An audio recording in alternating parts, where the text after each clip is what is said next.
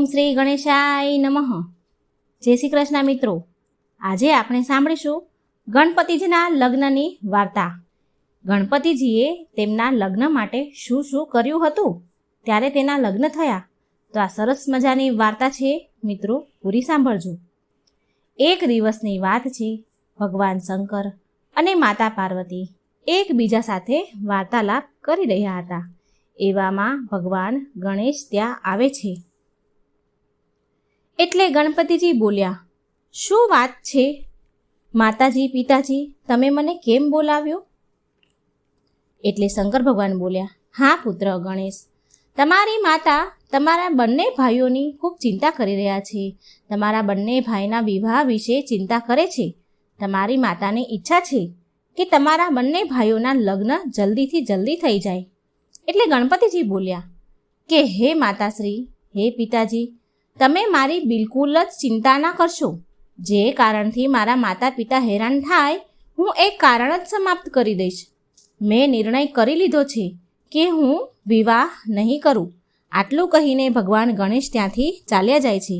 એટલે શંકર ભગવાન માં પાર્વતીને સમજાવે છે કે દેવી, તમારે દુઃખી થવાની કોઈ જરૂરત નથી. બધું સમય પર છોડી દો. સમય તેની જાતે જ બધું બરાબર કરી દેશે. તમે જોજો, એક દિવસ પુત્ર ગણેશ જ વિવાહ માટે જરૂર રાજી થઈ જશે. અને આ તરફ ભગવાન ગણેશ વનમાં તપસ્યા કરવા માટે ચાલ્યા જાય છે. ગણેશજી ધ્યાનમાં મગ્ન હતા. એટલામાં ત્યાંથી દેવી તુલસી આવ્યા. દેવી તુલસી ત્યાંથી નીકળે છે અને ભગવાન ગણેશના આવા વિચિત્ર રૂપને જોઈને તે ગણેશજીથી બહુ જ પ્રભાવિત થઈ જાય છે. તેમને ગણેશજી બહુ જ પસંદ આવે છે. તુલસીજી ધ્યાનમાં લીન ભગવાન ગણેશનું ધ્યાન ભટકાવવાની કોશિશ કરવા લાગ્યા. હાથની બંગડીઓ ખખડાવવા લાગ્યા, પગના ઝાંઝરનો અવાજ કરવા લાગ્યા. અવાજ થાય અને ભગવાન ગણેશનું ધ્યાન ભંગ થઈ જાય. અને ગણેશજીનું ધ્યાન ભંગ થઈ ગયું. તેમની આંખો ખુલી, તેમની તપસ્યા તૂટી. એટલે ગણેશ ભગવાન બોલ્યા, દેવી, તમે કોણ છો? મારા ધ્યાનમાં હું ધ્યાનમાં હતો. મારી ધ્યાન સાધના ભંગ કરીને તમે સારું નથી કર્યું. એટલે તુલસી દેવી બોલ્યા કે હું ધર્મધ્વજની દીકરી તુલસી છું. મારી માતાનું નામ માધવી છે. હું મારા વરની શોધ માટે યાત્રા કરવા નીકળી હતી. તમને જોઈને મને એવું લાગે છે કે મારી યાત્રાનો ઉદ્દેશ અહીં પૂરો થયો. તમારા આવા વિચિત્ર રૂપે મને બહુ પ્રભાવિત કરી છે. તમે મને ખૂબ પસંદ આવ્યા છો. હું તમારી સાથે વિવાહ કરવા ઈચ્છું છું.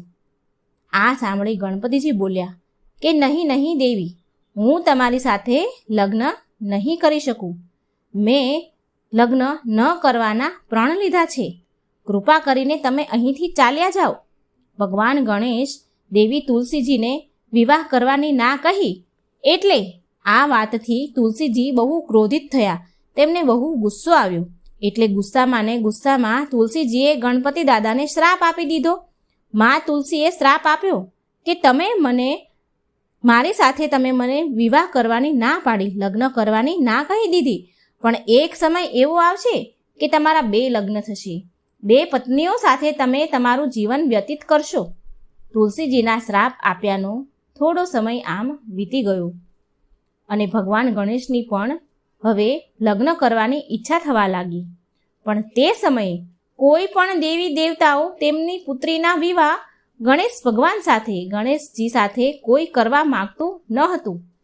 એનું કારણ હતું, દેવતાઓનું એવું માનવું હતું કે બધા જ દેવી દેવતાઓ એટલા બધા રૂપવાન છે અને ગણપતિ દેવ બધાથી અલગ દેખાય છે.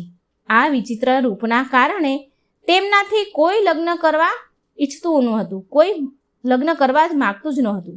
લગ્ન ના થવાના કારણે ગણપતિજી બહુ ગુસ્સામાં રહેવા લાગ્યા. તેમના આવા રૂપને લઈને તેમની સાથે કોઈ દેવકન્યા ગણપતિજી સાથે લગ્ન કરવા માટે પણ તૈયાર થતી ન હતી. અને આ કારણથી ગણપતિજી બહુ ગુસ્સે થતા, મનોમન તે દુઃખી રહેતા હતા.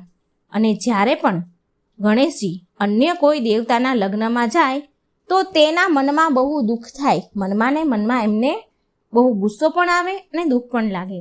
અને એ એવું વિચારતા કે જો મારા લગ્ન નથી થઈ રહ્યા ને તો હું બીજા કોઈના પણ લગ્ન શું કામ થવા દઉં? અને આમ દુઃખી થઈને બીજા દેવતાના જ્યારે કોઈ પણ દેવતાના લગ્ન હોય ત્યાં જાય તો તેના લગ્નમાં અડચણ ઊભી કરે, મંડપ તોડી નાખે અને આ કામમાં તેમનું વાહન મૃષક તેનું સહાય કરતું, તેની મદદ ઉંદર કરતું હતું.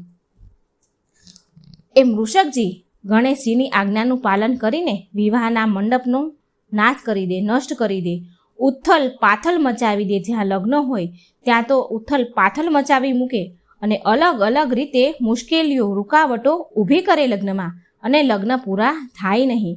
આમ ગણપતિજી અને મૃષકની મિલીભગતથી બધા જ દેવતાઓ હેરાન પરેશાન થવા લાગ્યા. કોઈના પણ લગ્નમાં જાય તો કોઈના પણ લગ્ન થવા ન દે, ગમે તે રીતે ઉથલ પાથલ વિઘ્ન નાખે. અને બધા દેવતાઓ થઈ ગયા બહુ હેરાન અને ગયા બધા શિવજી પાસે, ભોળાનાથ પાસે જઈ દેવતાઓ તેની સમસ્યા સંભળાવા લાગ્યા.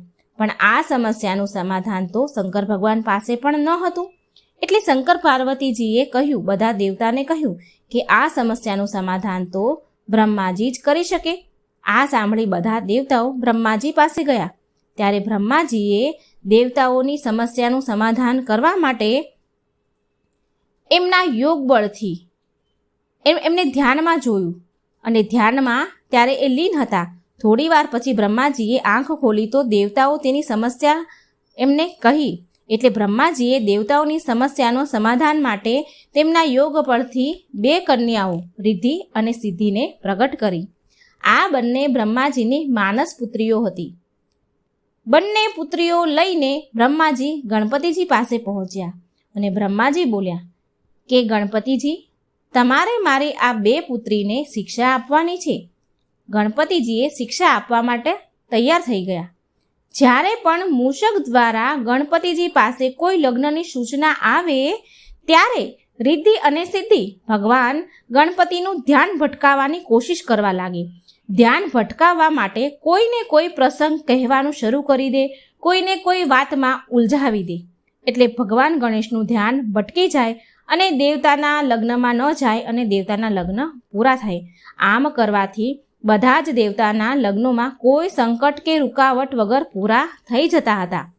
પણ એક દિવસ મૃષકે ગણપતિજીને કહ્યું કે દેવતાઓના લગ્ન કોઈ સંકટ, કોઈ રૂકાવટ વિના પૂરા થઈ રહ્યા છે. એટલે ગણપતિજીને બધી જ વાતની જાણ થઈ ગઈ. આ જે પણ સમસ્યાનું સમાધાન આ રિદ્ધિ સિદ્ધિનું કાઢ્યું, જે પણ થયું એ બધી જ સમસ્યાની ખબર ગણપતિજીને પડી ગઈ. ગણપતિજી ગુસ્સે થયા.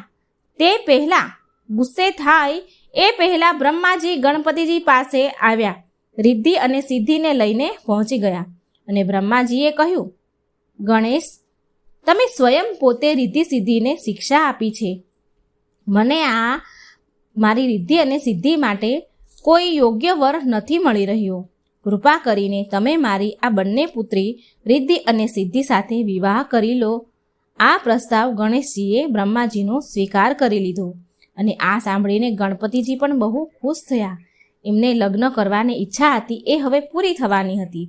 ગણપતિજી ખૂબ રાજી થયા અને આ પ્રકારે ગણપતિજીના લગ્ન સંપૂર્ણ થયા, લગ્ન થયા અને ત્યાર પછી તેમને 2 પુત્રની પ્રાપ્તિ થઈ, જેનું નામ હતું શુભ અને લાભ.